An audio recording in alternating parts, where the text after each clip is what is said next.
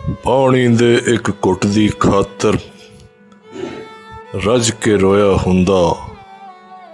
काश तू चौलिस्तान दे अंदर पैदा होया हुंदा।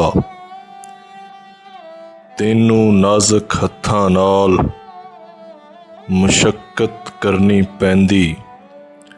दो वेले दी रोटी दी भी चट्टी भरनी पैंदी। ना सिर उत्ते पगड़ी हुंदी ना पैरां विच जुत्ती। तू ही उथों पानी पींदा जिथों पैंदी कुत्ती। एडी लंबी गड्डी तेरे थल्ले जे ना हुंदी।